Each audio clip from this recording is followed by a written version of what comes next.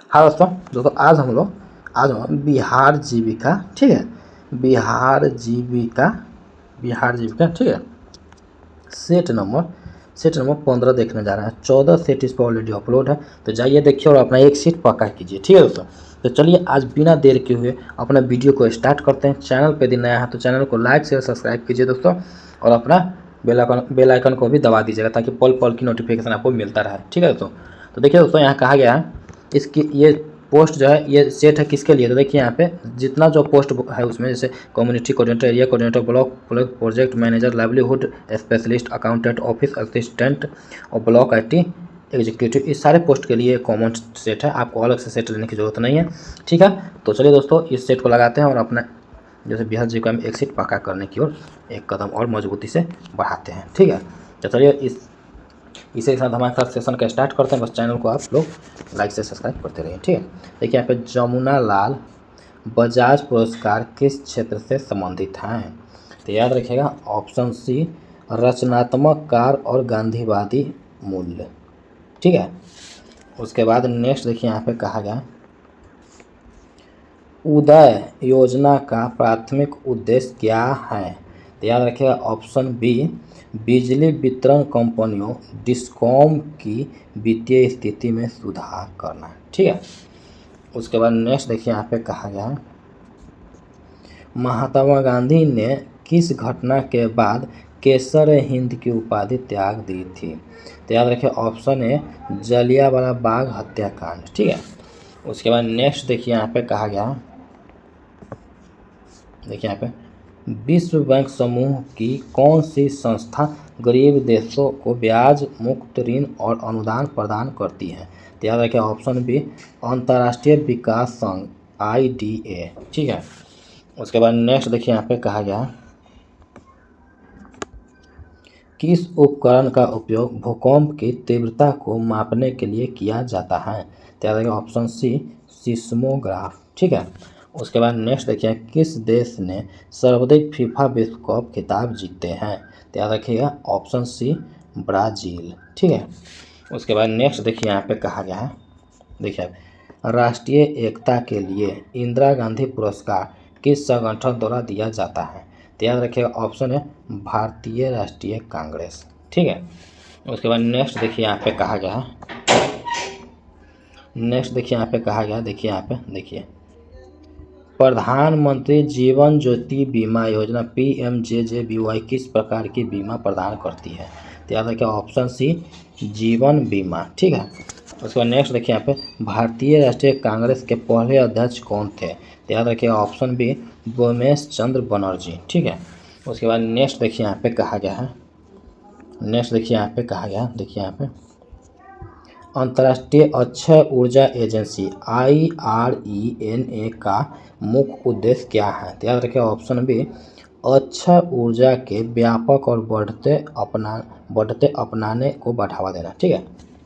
उसका नेक्स्ट देखिए यहाँ पे कहा गया है, देखिए यहाँ पे किस वैज्ञानिक ने पेनिसिलिन की खोज की थी। तो याद रखिएगा ऑप्शन B, एलेक्जेंडर फ्लेमिंग, ठीक है। उसके बाद नेक्स्ट देखते सुप्रसिद्ध खिलाड़ी लियोनेल मेसी किस खेल से संबंधित है। तो याद रखिए ऑप्शन C, फुटबॉल, ठीक है। उसके बाद नेक्स्ट देखिए यहाँ पे कहा गया कलिंग पुरस्कार किस क्षेत्र में उत्कृष्ट योगदान के लिए दिया जाता है। तो याद रखिए ऑप्शन C, विज्ञान का लोकप्रियकरण, ठीक है। उसके बाद नेक्स्ट देखिए यहाँ पे कहा गया है, ठीक है। देखिए यहाँ पे प्रधानमंत्री सुरक्षा बीमा योजना PMSBY किस प्रकार का बीमा प्रदान करती है। तो याद रखिए ऑप्शन C, दुर्घटना बीमा, ठीक है। उसके बाद नेक्स्ट देखिए यहाँ पे कहा गया है, नेक्स्ट में बंगाल विभाजन के समय भारत का वायसराय कौन था। तो याद रखिए ऑप्शन B, लॉर्ड कर्जन, ठीक है। उसके बाद नेक्स्ट देखिए यहाँ पे कहा गया संघाई सहयोग संगठन SCO के नवीनतम अस्थायी सदस्य कौन है जो 2017 में पूर्ण सदस्य बने। तो याद रखिएगा ऑप्शन, देखिए यहाँ पे ऑप्शन B, भारत और पाकिस्तान, ठीक है। उसके बाद नेक्स्ट देखिए यहाँ पे कहा गया है, देखिए यहाँ पे मानव शरीर में इंसुलिन का उत्पादन किस ग्रंथि द्वारा होता है। तो याद रखिए ऑप्शन C, अग्नाशय, पैनक्रियाज, ठीक है।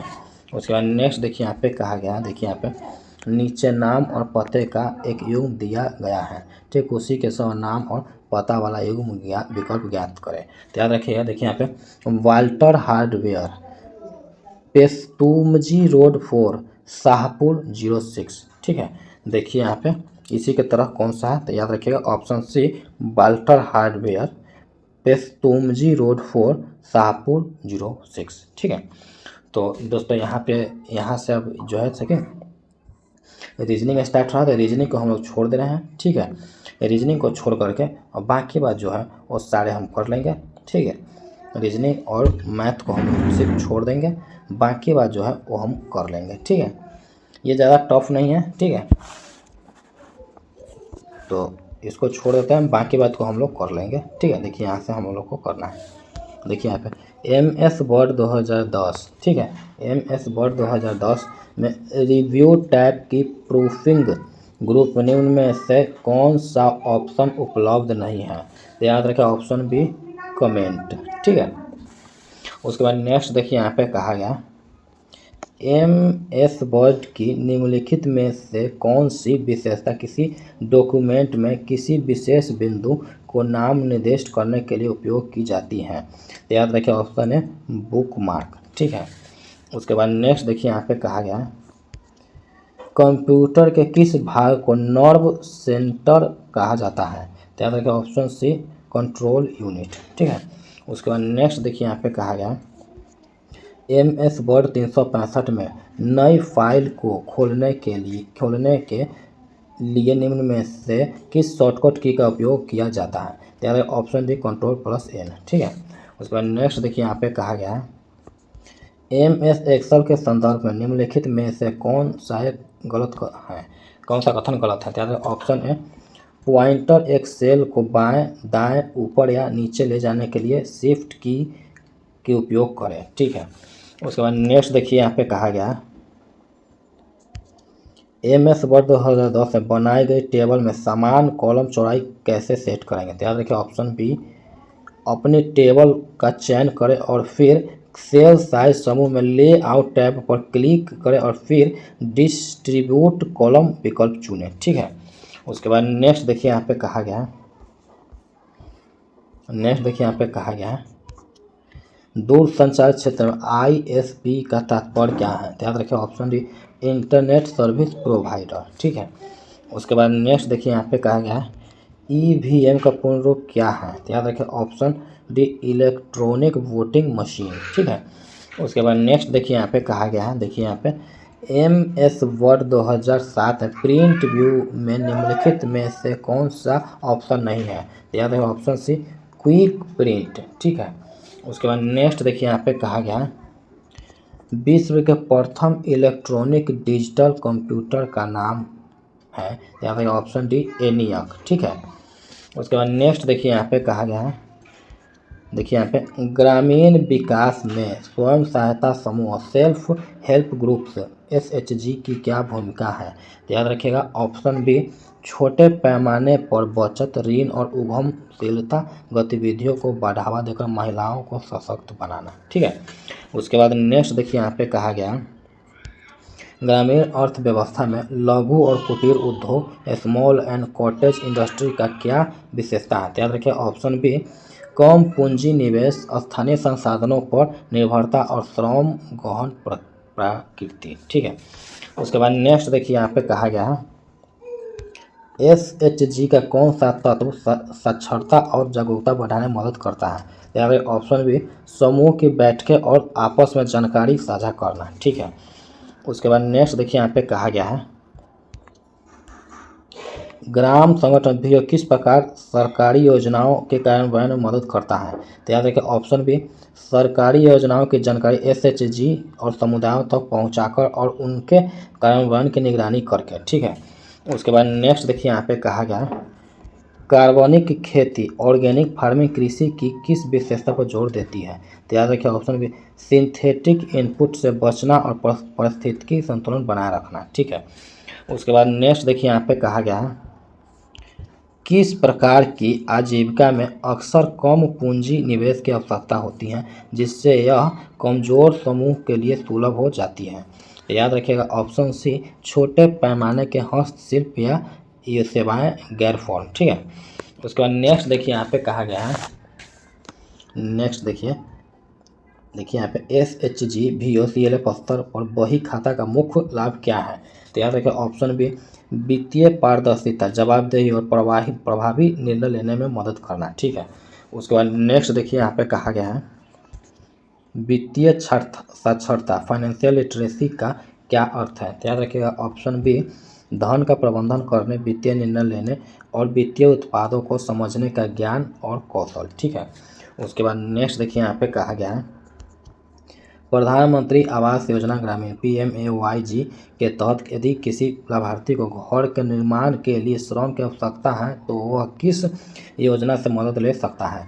तो याद रखिएगा ऑप्शन बी, महात्मा गांधी राष्ट्रीय ग्रामीण रोजगार गारंटी अधिनियम मनरेगा। ठीक है, उसके बाद नेक्स्ट देखिए यहाँ पे कहा गया है, नेक्स्ट देखिए यहाँ पे कहा गया है, देखिए यहाँ पे प्रधानमंत्री ग्राम सड़क योजना PMGSY के तहत सड़क निर्माण के लिए आवश्यक धनराशि में केंद्र राज्यों के बीच क्या अनुपात होता है समान राज्यों के लिए? तो याद देखिए ऑप्शन बी, 60-40। ठीक है, उसके बाद नेक्स्ट देखिए यहाँ पे कहा गया है, राष्ट्रीय सामाजिक सहायता कार्यक्रम NSAP, ठीक है, के तहत बुजुर्गों के लिए राष्ट्रीय वृद्धावस्था पेंशन योजना, ठीक है, का मुख्य उद्देश्य क्या है? तो याद रखिए ऑप्शन बी, गरीबी रेखा से नीचे के बुजुर्गों को वित्तीय सहायता प्रदान करना। ठीक है, उसके बाद नेक्स्ट देखिए यहाँ पे कहा गया है, PM किसान योजना के तहत सरकार ने किसानों की समस्याओं को हल करने के लिए कौन सा तंत्र स्थापित किया है? यानी option B, Kisan Kalyan help desk, farmers welfare help desk. ठीक है, उसके बाद नेक्स्ट देखिए यहाँ पे कहा गया है, राष्ट्रीय कृषि विकास योजना RKVY के तहत कृषि में कौन सा दृष्टिकोण अपनाया जाता है? याद रखें ऑप्शन बी, बॉटम अप दृष्टिकोण, जहां राज्य अपनी स्थानीय प्राथमिकताओं के आधार पर योजनाएं बनाते हैं। ठीक है, उसके बाद नेक्स्ट देखिए यहाँ पे कहा गया है, अटल पेंशन योजना APY के तहत ग्राहक की मृत्यु होने पर पेंशन का लाभ किसे मिलता है? तो याद रखें ऑप्शन बी, पति पत्नी और उसके बाद बच्चों को। ठीक है, उसके बाद नेक्स्ट देखिए यहाँ पे कहा गया, ठीक है, बिहार में मुख्यमंत्री ग्रामीण आवास मरम्मती योजना का संबंध किससे है? तो याद रखें ऑप्शन बी, पुराने ग्रामीण घरों की मरम्मत के लिए वित्तीय सहायता प्रदान करना। ठीक है, उसके बाद नेक्स्ट देखिए यहाँ पे कहा गया है, नेक्स्ट देखिए यहाँ पे कहा गया है, बिहार मुख्यमंत्री अनुसूचित जाति और जनजाति छात्रावास अनुदान योजना का उद्देश्य क्या है? तो याद रखिए ऑप्शन बी, अनुसूचित जाति और जनजाति के छात्रों को छात्रावास में रहने के लिए वित्तीय सहायता। ठीक है, उसके बाद नेक्स्ट देखिए यहाँ पे कहा गया है, बिहार में मुख्यमंत्री नारी शक्ति योजना का मुख्य उद्देश्य क्या है? तो याद रखिएगा ऑप्शन बी, महिलाओं को आर्थिक और सामाजिक रूप से सशक्त बनाना। ठीक है, उसके बाद नेक्स्ट देखिए यहाँ पे कहा गया है, ठीक है, बिहार मुख्यमंत्री युवा स्वरोजगार योजना का मुख्य फोकस क्या है? तो याद रखिए ऑप्शन बी, युवाओं को अपना स्वरोजगार उद्यम स्थापित करने के लिए वित्तीय सहायता प्रदान करना। ठीक है, उसके बाद नेक्स्ट देखिए यहाँ पे कहा गया है, बिहार में मुख्यमंत्री कृषि फसल अवशेष प्रबंधन योजना का उद्देश्य क्या है? तो याद रखिएगा ऑप्शन बी, फसल अवशेषों को जलाने से रोकने और उनके उचित प्रबंधन को बढ़ावा देना। ठीक है, उसके बाद नेक्स्ट देखिए यहाँ पे कहा गया है, बिहार में मुख्यमंत्री सामाजिक सुरक्षा पेंशन योजना का मुख्य उद्देश्य क्या है? याद रखिए ऑप्शन बी, वृद्ध विधवा और विकलांग व्यक्तियों को मासिक पेंशन प्रदान करना। ठीक है, उसके बाद नेक्स्ट देखिए यहाँ पे कहा गया है, देखिए दोस्तों ये जो था ये सेट नंबर, ठीक है, बिहार जी का सेट नंबर 15 था, 14 ऑलरेडी अपलोड है, तो जाइए देखिए और अपना एक सीट पक्का कीजिए। ठीक है दोस्तों, चैनल को लाइक शेयर सब्सक्राइब कीजिए। ठीक है, लाइक शेयर एंड सब्सक्राइब कीजिए दोस्तों, अपने दोस्तों को भी बताइए। ठीक है, तो चलिए दोस्तों मिलते हैं नेक्स्ट वीडियो में, तब तक के लिए बाय।